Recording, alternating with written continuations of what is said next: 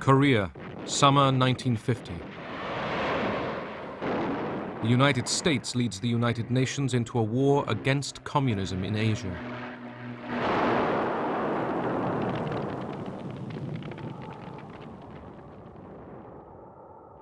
In winter, under attack from the Chinese communists, the UN troops are thrown into full-scale retreat. It was a route exactly like the one that Napoleon faced leaving Russia. We ran headlong, helter-skelter, pell-mell, trying to get to Busan, trying to get back to Japan. It was disgusting. The Cold War has become a hot war.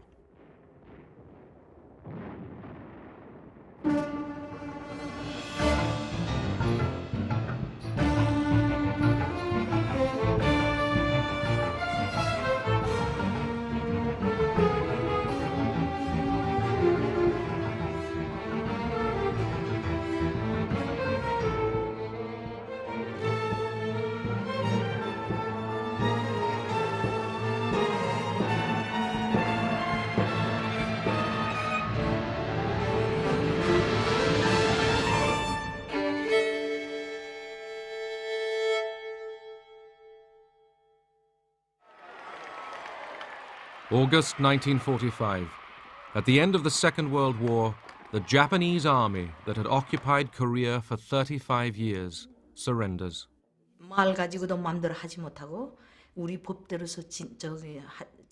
During the Japanese occupation, they forced us to follow the Japanese lifestyle, speak the Japanese language, use Japanese law.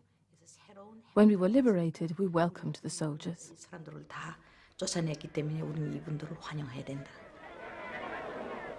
Russian and American troops liberated Korea, meeting together just as they had in Germany.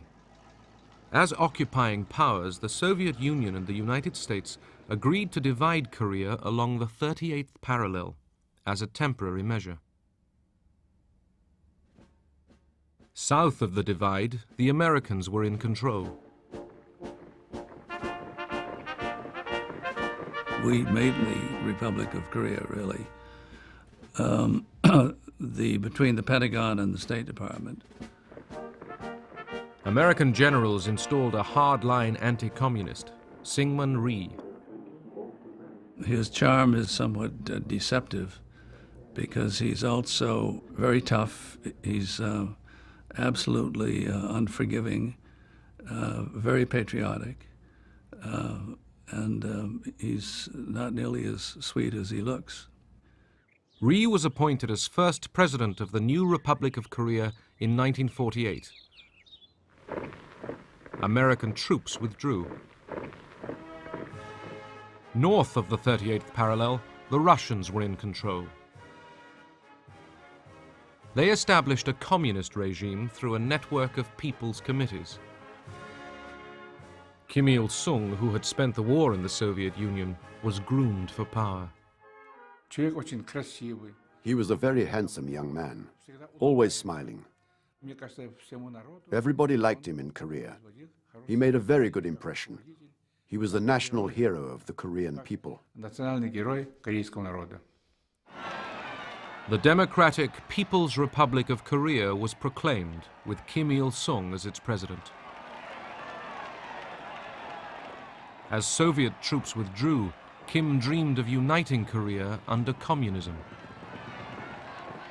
Kim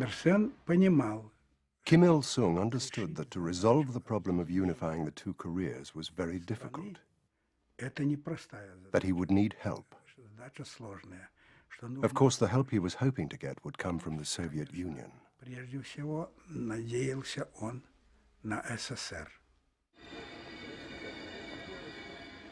In March 1949, Kim Il-sung went to Moscow, his secret agenda to seek Stalin's permission to invade the South.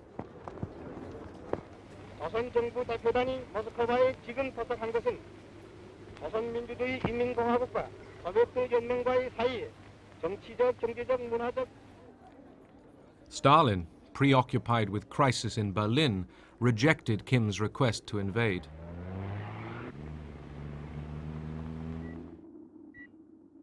By the end of 1949, the international situation had been transformed. The Soviets detonated their first atom bomb.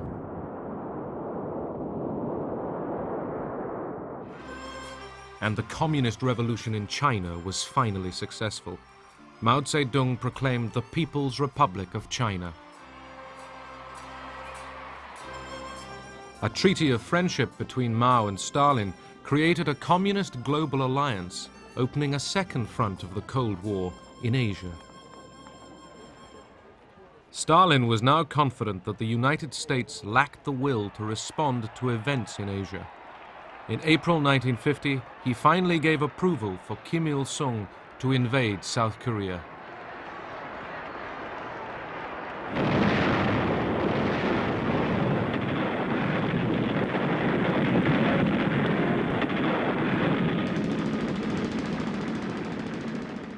June 25, 1950. The North Korean army launches its surprise assault on the south. I remember vividly even today, the day the war broke out. It was Sunday morning, and we heard this kind of remote, the roaring noise from the north. Equipped with Russian tanks and artillery and directed by Soviet advisors, 10 combat divisions of the North Korean army flooded south. We believed that we had to fight for our motherland, for our people, for our leader, Kim Il-sung. We believed it would be better to liberate the South and to unify Korea. That's what we were fighting for.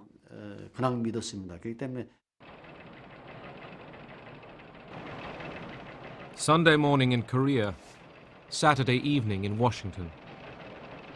The Sunday papers prepare to go to press. It was Saturday evening. I got a telephone call from the UP duty officer saying that Korea had been invaded by North Koreans. And momentarily the remark stunned me so much, and I didn't know what to say. Whether he was joking with me or whether he was really sure. Senior officials were recalled that night to the State Department. When the invasion occurred of South Korea, I think there was an immediate sense that action had to be taken. Exactly what that action was to be and how far it was to go, it was not something we had planned on. We had not worked out a contingency plan for a war started by North Korea with South Korea. And about midnight, there was a call from President Syngman Rhee. I took the receiver and I said, please ask American government to rush necessary help. The South Korean ambassador went immediately to the State Department to see Assistant Secretary Dean Rusk. He said, if I quote him, we felt that this is a matter America alone cannot be concerned with. It is a matter the world has to be concerned.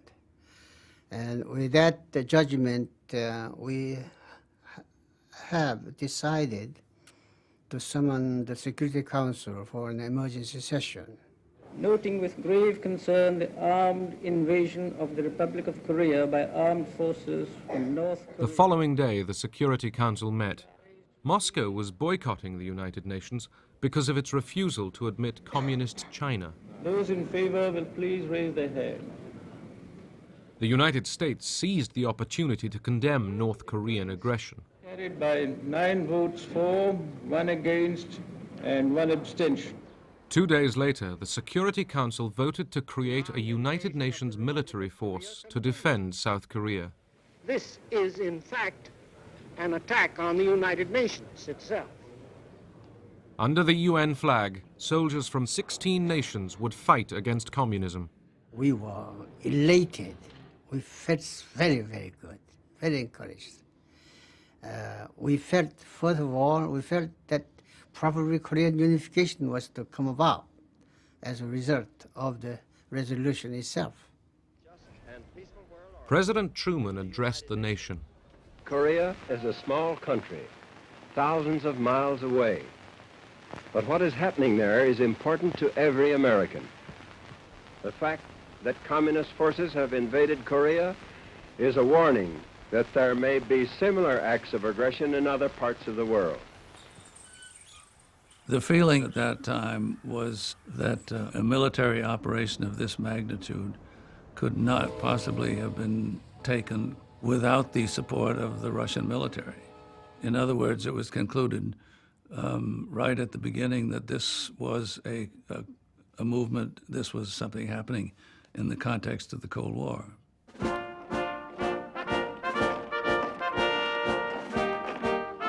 The United States mobilized for war. The reserves were called up. At the time we entered into the war, led the UN into the war with us, it was a very popular war. Everybody was agitated, getting ready to go overseas. There were all sorts of feelings: trepidation, expectancy. There was quite a feeling of wanting to stop the communists from taking over anywhere in the world. They wanted to stem the tide of communism. General Douglas MacArthur, the Allied Supreme Commander in Tokyo and the legendary victor of the Pacific War, was appointed to lead the United Nations forces. He was worshipped in Japan. This man had a tremendous ego, and it had been fed for all these years. I do believe he was, at this point, felt that he was infallible.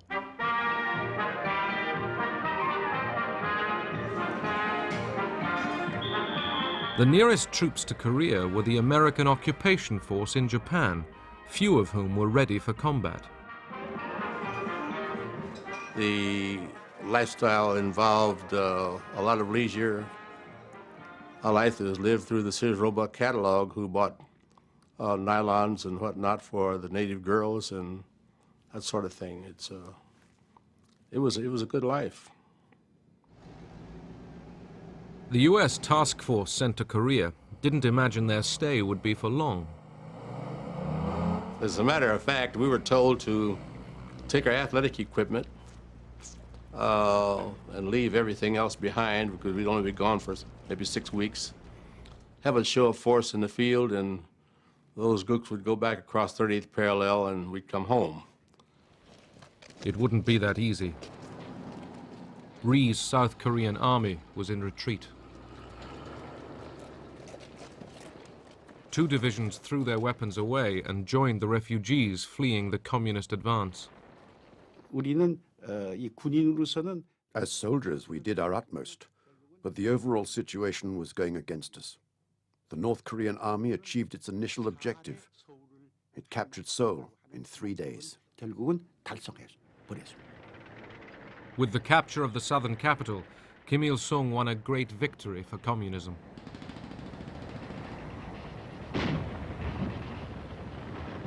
우리는 서울까지 작전이 다 끝났으니까. When we got to Seoul, the army told us the campaign was finished. They told us political reforms will follow. Now the country will be unified with ease. We didn't think there would be any more war. 인정하고 전쟁이 다시 있을 거는 예상도 안 했습니다.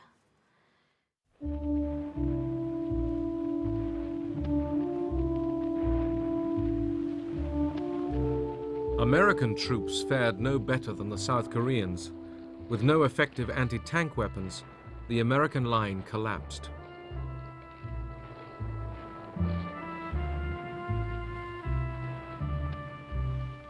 Within days, American troops were reeling back in disarray under assault from the tiny communist regime of North Korea. We had equipment left over from World War II. We were in very poor shape for everything. We were not ready to fight a war. That's what it amounts to. That's the long and short of it. Around the world, America's allies rallied behind the United Nations flag. The British Prime Minister pledged his support. If the United Nations organization was not to go the way of the old League of Nations, it was absolutely and imperatively necessary that a halt should be called. Troops from 15 nations began to arrive in Korea to join the Americans in the UN Army.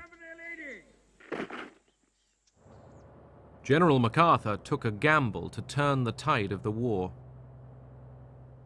With the UN forces driven back to a tiny enclave at Pusan, a vast seaborne invasion 150 miles behind enemy lines would attempt to sever and then roll back the North Korean advance.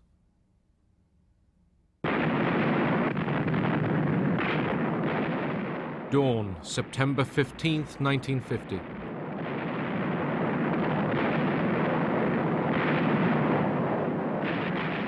The largest invasion fleet since the Second World War bombards the port of Incheon.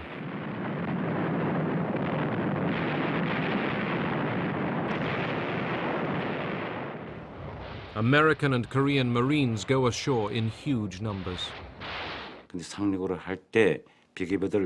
When we landed, we approached the beach at full speed. The ramp of the landing craft opened with a bang, and we charged with our guns, screaming down the ramp. There was a seawall there, cut stone. It had to be scaled. The actual landing conditions were terrible. Part of the city was on fire. It was a rainy day, and the rain was mixing with the smoke of the fire and the smoke of the bombardment. If those beaches had been defended by Japanese or German troops of the same quality as the Germans and Japanese were in World War II, we would have been lucky to get ashore, and we might not have been quite so lucky once we got ashore. Within 2 weeks, UN troops were engaged in a fierce battle to recapture the southern capital, Seoul. 50,000 civilians were killed in the crossfire. My house was located in a hillside, and there was a crossfire between the UN forces and the North Korean People's Army on the northern side. Finally, my father told us that it would be better that how our family split up. At least somebody will have to survive this war.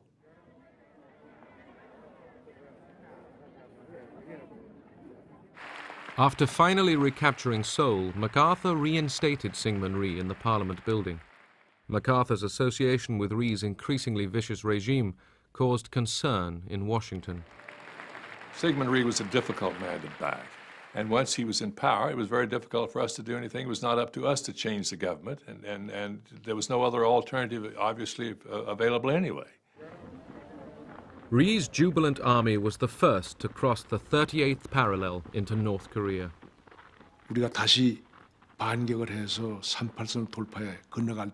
When we counterattacked across the 38th parallel, every one of us, soldiers and people, thought now the drive was on to unify the whole Korean peninsula. 통일이 되는 하나의 결정적인 계기가 왔다. 이렇게 생각을 했습니다. The UN troops, too, advanced into North Korea. MacArthur's war aim now appeared to be hot pursuit of the invader. I thought we'd won the war. I shouldn't laugh at this point, but I have to. I really thought we had won the war, and I think that was a general feeling. And we went north with high hopes. The giant Yalu River marks the boundary between North Korea and China. Across this border, the Chinese leadership followed the war with alarm. They feared the American army in North Korea would invade the Chinese mainland.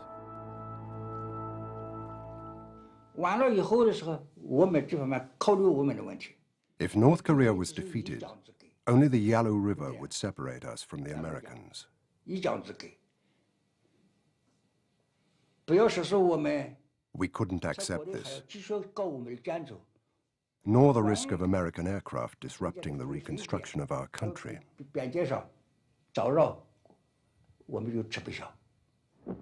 From devastated North Korea, an urgent message went out to Beijing.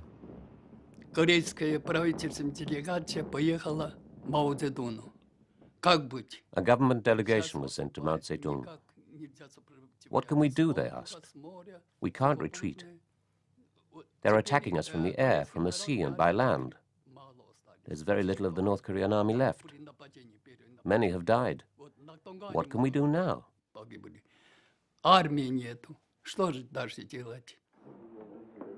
The communist leadership in Beijing was deeply divided over intervention.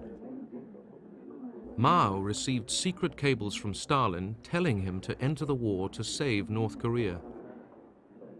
Wanting to assert China's power in Asia, Mao was agreeable.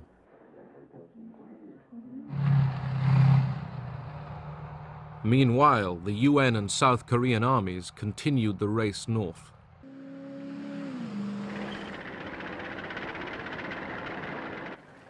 On October 19th, Pyongyang fell. It was the only communist capital ever to fall to the West during the Cold War. MacArthur had the bit in his teeth. He was pursuing a defeated army. The race to the Yalu was on. MacArthur was surprised to be summoned to Wake Island in mid-Pacific for a meeting with President Truman. MacArthur assured his commander-in-chief there was no possibility of China entering the war. He took the award of yet another medal as a signal that he could continue the advance towards China. When the president asked him to stay for lunch, MacArthur refused. While Truman and MacArthur were talking, Mao ordered the Chinese army, called the People's Volunteers, to enter Korea. 500,000 Chinese began to cross the Yalu River and waited for the UN forces to approach the border. As they crossed the Yalu in enormous numbers, the volunteers sang this song. 雄赳赳，喜昂昂，跨过鸭绿江，为祖国，为国兵，就是保家乡。祖国好儿女，齐心团结劲，抗美援朝，打败美帝野心狼，就是这个样。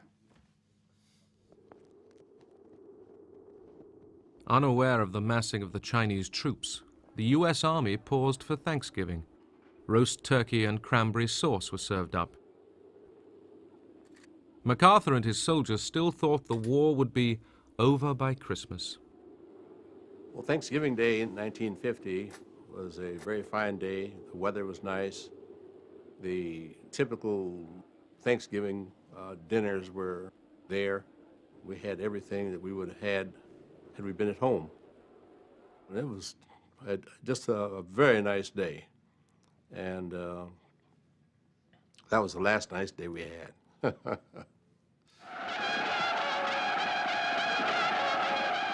Next morning, 300,000 Chinese attacked. They'd blow these bugles, and they had a chilling effect on the soldiers. The first aim of the volunteers going into Korea was to defend our homes and country, the motherland. We couldn't allow others to cross the Yalu River and invade us. But also we wanted to help the Korean people. As in China's long civil war, Mao believed that greater motivation could defeat an enemy with superior arms. Because our war was a just war, the enemy could be defeated.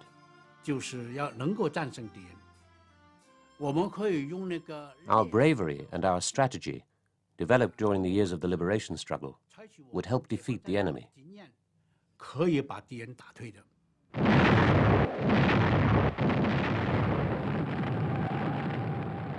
The reaction when China came in was that we had a whole new war, a whole new situation. It was a very terrifying situation, and one that was extremely troubling.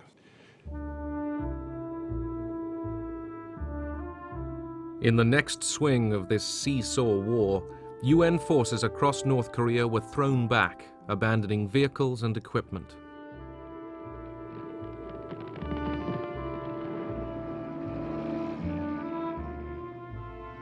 We had people on top of the trucks, on the running boards, just heading south. I never felt so inadequate in my life as to be part of an army that was running. It's unbelievable. I ask you to imagine a situation where the temperature is 25 below zero. Nothing is working as well as it should. Weapons have difficulty firing in that kind of a temperature. A lot of Chinese out there. I'm not aware of any other movement of Americans that were as futile as that rout was. And it was a rout.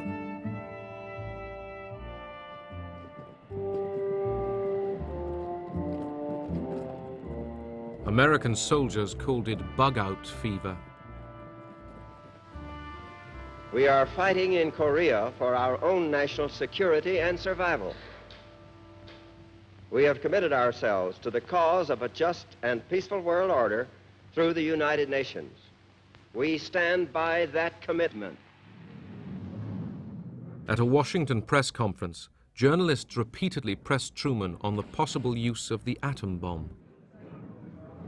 It went on and on and on, just like that. The president not being able to shut this thing off, and till people began to think that maybe we were going to use the atomic bomb.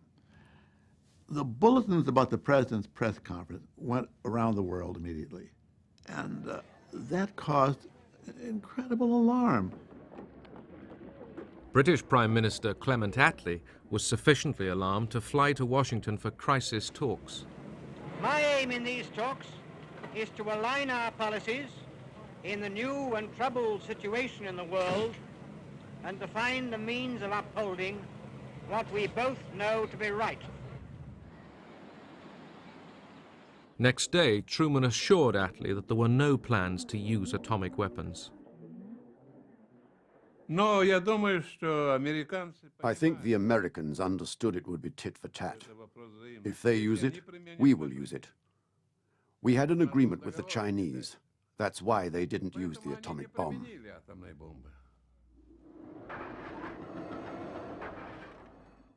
At home that winter, for many American families, the pain began with a call at the door. The 29th of December, the doorbell rang. It was on a Friday. I had just washed my hair. And I opened the door, and there was a boy delivering a telegram. And he turned on his heels and left. And I knew the telegram was going to tell me either he was dead or alive. And when I opened it, I just thanked God that he was missing in action. As far as knowing when he became a prisoner, that wasn't for another year. Even though we knew he was in a camp, I never knew from day to day how he was doing. I never knew from letter to letter if he was alive, you know, so I always held out hope that he would come home, but I never could say that he would come home.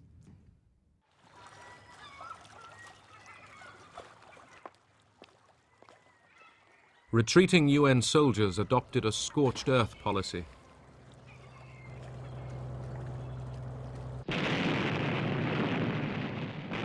After withdrawing from Hungnam, American engineers blew up the dockside. The Chinese, rapidly advancing, recaptured the northern capital, Pyongyang. At the beginning of 1951, Seoul fell again to the communists. General Matthew B. Ridgway was appointed by MacArthur as the new field commander. At last, UN troops began to slow the Chinese advance. the defeatism and the bug-out fever and so forth that had afflicted the Eighth Army before was eradicated. From the beginning, the United States enjoyed air supremacy. When I was flying up along the Yalu in the F-86, the Sabre, we were using tactics that literally had been used in World War I and World War II, except we're flying jets at much higher speed. When Russian MiG-15 fighters with well-trained Russian pilots were sent to the war zone, they posed a challenge to American supremacy. Мы имели задачу туда ехать. Our mission was to go there to train pilots. Для обучения. But later we ended up as participants in the Korean War. Оказались участниками этой Корейской войны. The presence of Russian pilots risked bringing the Soviet Union into direct conflict with the United States. Наше руководство, и государственное, так и военное. Our government and the military demanded complete secrecy.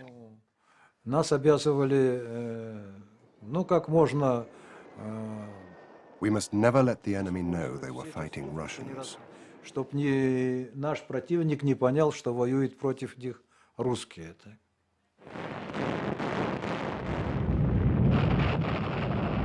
When the US deployed the F-86 Sabre, they slowly won back mastery of the skies. This enabled American aircraft to keep up a constant offensive on ground targets. For ground attack, we were flying the F-9F, the Panthers. Now, they would carry a large bomb load, and we could carry a couple of 1,000-pound bombs on that airplane, and on some flights, 100-gallon napalm tanks with a white phosphorus grenade cap on there so that when it hit the ground and impacted, it would burst into flame and ignite the napalm. And so we used all of those things from time to time on ground attack. MacArthur now called for the bombing of Chinese cities and for the pursuit of the war in mainland China. This was too much for Truman. I believe that we must try to limit the war to Korea for these vital reasons: to make sure that the precious lives of our fighting men are not wasted, to see that the security of our country and the free world is not needlessly jeopardized, and to prevent a third world war. A number of events have made it evident that General MacArthur did not agree with that policy. I have therefore considered it essential to relieve General MacArthur so that there would be no doubt or confusion as to the real purpose and aim of our policy.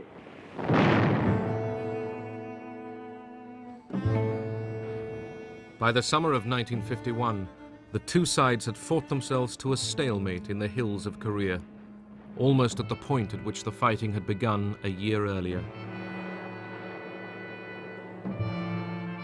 Every month brought another 2,500 UN casualties.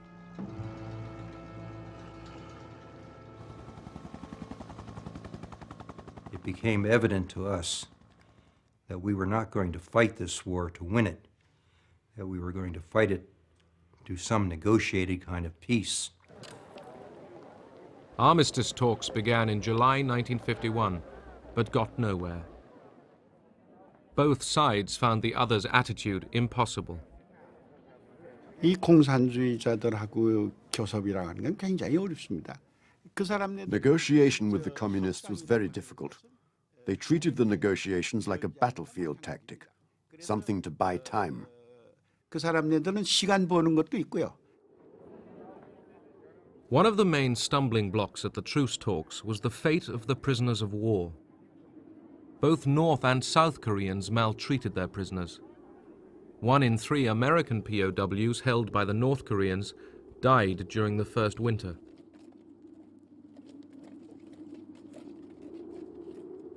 A lot of them were lost to dysentery, diarrhea, severe beatings, malnutrition. Some of them were, stragglers. They were just beat with rifle bullets till they died, or bayoneted, or you either kept up or you died. It was that simple. Concerned by the numbers dying, the Chinese took over control of the prisoners. They organized daily lectures to indoctrinate them. They'd say, "We will tell you why you come to Korea, why you have come thousands of miles from your homes to spill your blood for the profiteering warmongers on Wall Street, why you come here to lay down your young lives. They are sleeping with your wives and daughters. Do you think this is right?"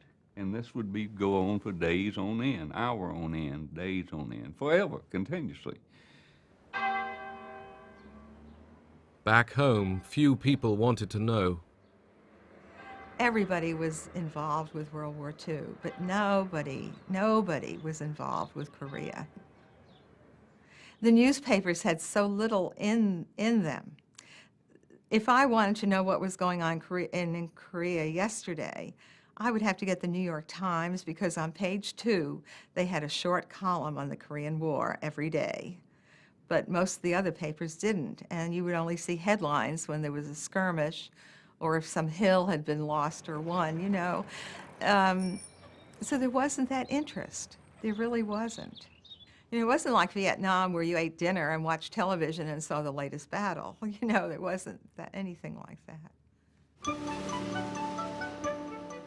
In Japan, the Korean War galvanized the economy, generating $3.5 billion of spending. Japan, the ex-enemy, now became a bastion of capitalism in the struggle with communism in Asia. Japan became the jumping-off place for the Korean War. The dockyards and shipyards were used to rebuild, recondition the ships. Japanese electronics, which are probably now the top of the world, really got their start in the Korean War. In South Korea, the UN held 130,000 communist prisoners. Each one was asked if he wanted to return to his country of origin or stay in the non-communist world. The communists were outraged when almost half of the POWs chose not to return to their communist homes. Violent protest dogged the camps. When the armistice talks resumed at Panmunjom, the fate of the prisoners delayed the negotiations for months on end. As the truce talks stalled, the relentless bombing continued. American bombers dropped almost as much explosive on North Korea as they had on Germany during World War II. 어디서 언제 날아온지 어디서 소리도 없이 싹 날아와서 거저. The bombers came without warning. 하기 때문에 거기에 맞아 죽은 사람. Too many people died because of the bombing. You found dead people everywhere. 길가에 가면 그 시체가 없는 데가 없었고, 그다음에 뭐. There was hardly a single house left standing. 집 하나 온전한 집이 하나 남아. They bombed the big cities, the villages, and the countryside in the same way. 농촌에 할 거 없이. I saw it all with my own eyes. 이건 내가 직접 내가 눈으로 봤습니다.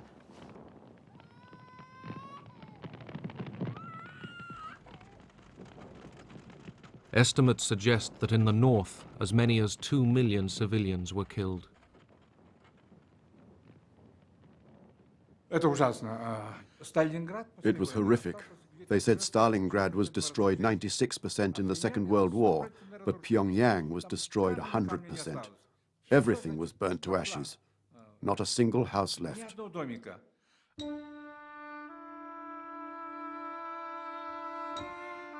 Throughout the war, both sides committed horrible atrocities. Northerners killed Southerners accused of sympathizing with the enemy. Rhee's supporters massacred those suspected of being communists. In seemingly endless violence, innocent civilians were often the victims.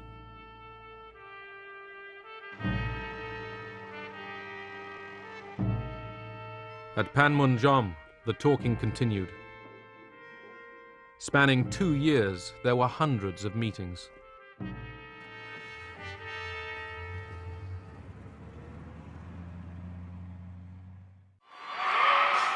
1952, election year in America. 2 years into the war, Truman decided not to run for the Democrats. The Republicans chose Dwight D. Eisenhower. His slogan, "I shall go to Korea." A lot of us were disenchanted with President Truman. I somehow blamed him for the war. So when the elections came up in 1952, I couldn't wait to vote for Eisenhower. I felt, being a military man, and his pledge was that he would see what he could do to end that war, that he was the man I wanted in office. Eisenhower defeated the Democrats in a landslide victory. There were changes in the East also. In March 1953, the communist world mourned the death of Stalin. Stalin had kept the war going. His successors wanted to end it.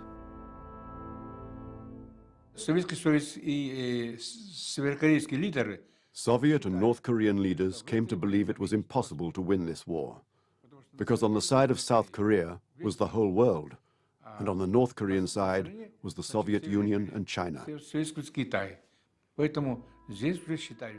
So an armistice was inevitable.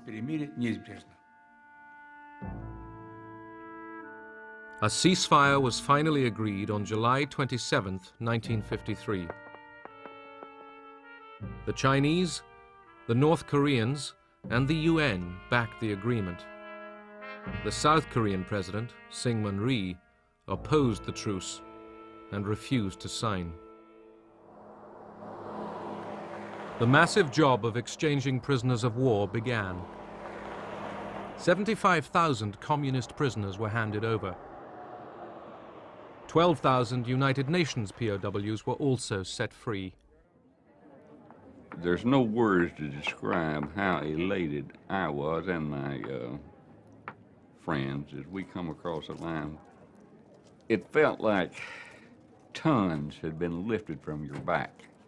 It felt like for the last 2.5 years I'd been carrying an enormous amount of weight, I mean tons. And all at once I could breathe, I was light, I was free. Freedom's something you can't describe. Bernie Gailing also went home. Florence was there to meet him. I'd only known him 6 months. We were only married 6 days. This young man who left with blonde, wavy hair came back with brown, straight hair, thinned. And he was gaunt. I mean, he no longer had the facial structure that he had when he left. This man that I had waited for 33 months.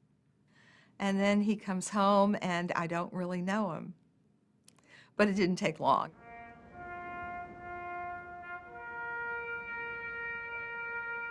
"54,000 Americans didn't go home.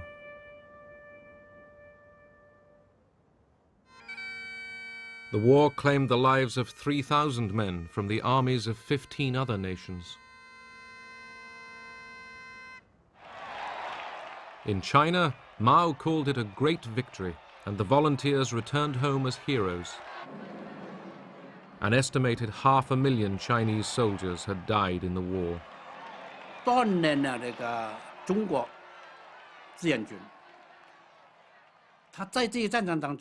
The volunteers demonstrated to the rest of the world that the Chinese were no longer the Chinese of the past.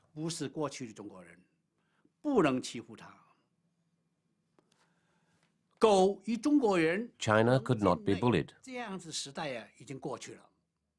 China was no longer the lame dog of Asia.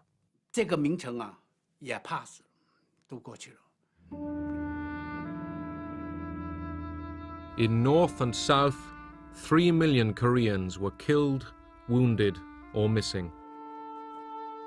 Another 5 million were homeless. 53년도 정전 협정할 때 When the truce was negotiated in 1953, there was a chance for the Korean people to breathe. 조선인민들이 숨쉴 기회가 있다. But there is no real victory in war. It kills so many people and destroys so much. 승리했다. 거기서 무슨 승리가 있어요? No victory, but the West held the line. In Korea, communism had been contained. In broad terms, it was a defeat for socialism. We were unable to impose the socialist system on South Korea, so it was a defeat.